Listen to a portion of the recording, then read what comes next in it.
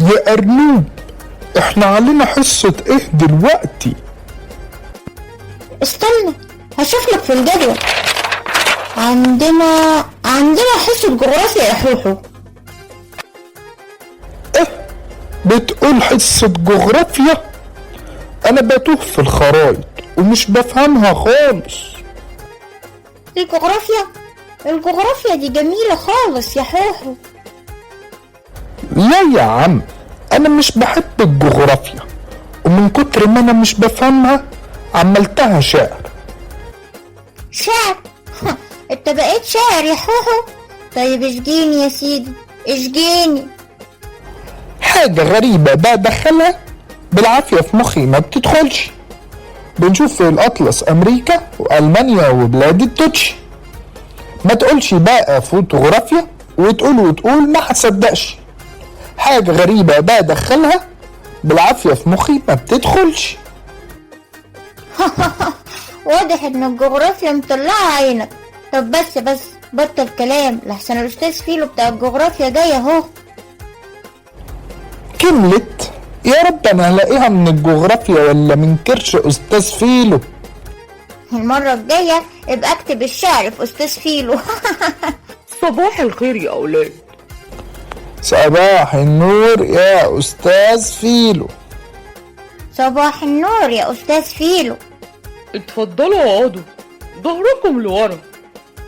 مادة الجغرافيا النهاردة يا ولاد هنتكلم عن التضاريس. التضاريس، الأنهار، الهضاب، الجبال. التضاريس، الأنهار، الهضاب، الجبال. أنا مش فاهم حاجة يا أستاذ فيلو. أنا لسه ما شرحتش حاجة يا حوحو.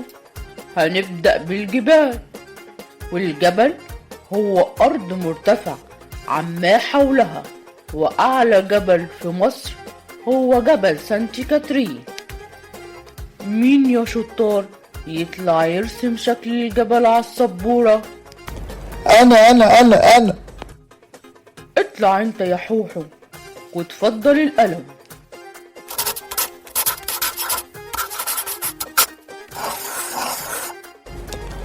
أهو يا أستاذ فيلو الجبل. هو ده شكل الجبل يا حوحو؟ أيوة شفته، كان صاحبي قرد بيتنطط عليه في الجبلاية. طيب اتفضل انت يا حوحو. الجبل يا ولاد قمته مش على شكل مثلث. تعالوا نشوف. انتوا بتشوفوه من بعيد ان هو مثلث، لكن في الحقيقة قمته مساحتها كبيرة جدا. يعني هو لو مثلث مش هيعرف يقف عليه غير شخص واحد، لكن هو قمته كبيرة جدا وممكن يقدر يقف عليها أكتر من شخص.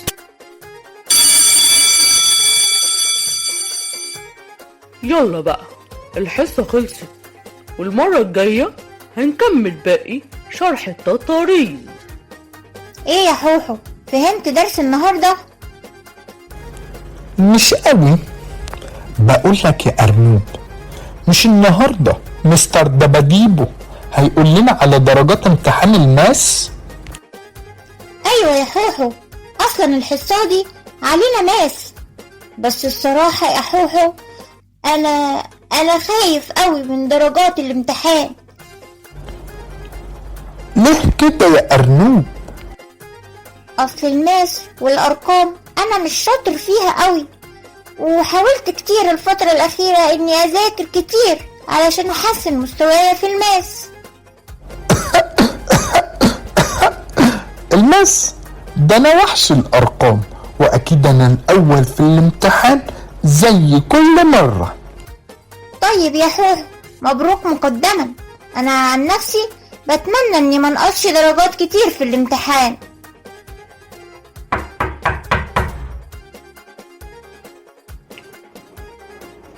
كل واحد يقعد مكانه.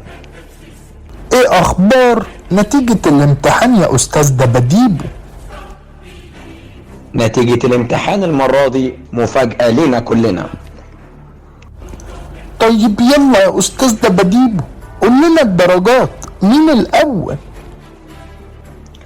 الأول في الامتحان هو أرنوب، وده عشان ذاكر كتير، بدليل إن درجته اللي اتحسنت قوي عن المرات اللي فاتت. وانا انت كمان يا حوحو الأول مقرر. ايه بجد انا الاول؟ اشكرك يا رب، اشكرك يا رب انك عوضتني عن تعبي. مبروك يا حوحو. ازاي يعني ابقى الاول مقرر؟ ده انا اشطر واحد في الحسابات، تيجي ازاي انه ارنوب يبقى الاول؟ مبروك ليكم كلكم انتوا الاتنين علشان كنتم شطار خالص. يلا اسيبكم تروحوا، سلام. مبروك يا حوحو يا صاحبي، ما تتصورش انا مبسوط قد ايه. مبروك على ايه يا ارنوب؟ انت بتغيظني ولا ايه؟ النتيجة دي فيها حاجة مش مظبوطة. بقول لك يا ارنوب ابعد عني كده، انا مش عايز اكلمك تاني. ليه كده يا صاحبي؟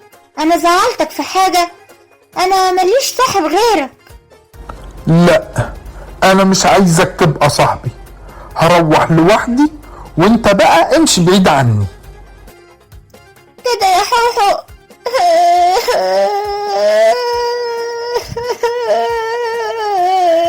يا حوحو يا حوحو، ايه اللي حصل بينك وبين صاحبك أرنوب؟ وليه هو ماشي بيعيط؟ انا ما تعودتش في الناس حد يبقى زي الاول، انا لوحدي ببقى الاول في الناس كل مرة يا مستر فيلو. هو ده اللي مزعلك يا حوحو ومخليك مزعل صاحبك أرنوب منك؟ ما انت بتقول يا حوحو ان انت الأول وهو كمان الأول. لا انا الاول مقرر. يا حوحو الأول مقرر زيه زي الأول، هما الاتنين نفس الدرجة. لا انا الاول مقرر. يا حوحو ضيعت فرحتك بنجاحك وفرحة صاحبك على حاجة بسيطة. أنا النهاردة شرحت لكم في الفصل الجبل، وقلنا إن هو من بعيد بيبان إن هو مثلثات جنب بعض، لكن عرفنا في الحقيقة مش كده، وإن قمته مش بتبقى نقطة لكنها مساحة كبيرة تشيل أكتر من شخص. يعني مش لازم علشان أكون ناجح وفي القمة اللي جنبي يكون فاشل، والقمة يا حوحو تنفع لأكتر من شخص. أنا شايف يا حوحو إنك تفكر صح، وإنك تجري وتلحق صاحبك أرنوب وتصالحه وتفرحوا انتوا الاتنين بنجاحكم. ايوه انا كنت غلطان، انا هروح اصالح ارنوب. سلام سلام يا مستر فيلو.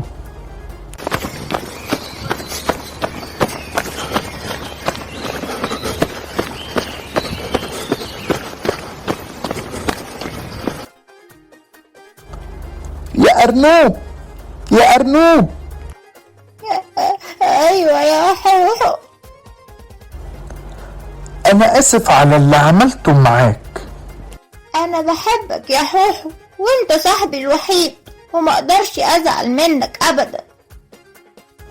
مبروك يا ارنوب على نجاحك في الماس، انا مبسوط ان احنا الاتنين بقينا الاوائل. الله يبارك فيك يا حوحو. انا كمان اوعدك اني هساعدك في الجغرافيا لحد ما تفهمها وتحبها وتبطل تألف لها اشعار.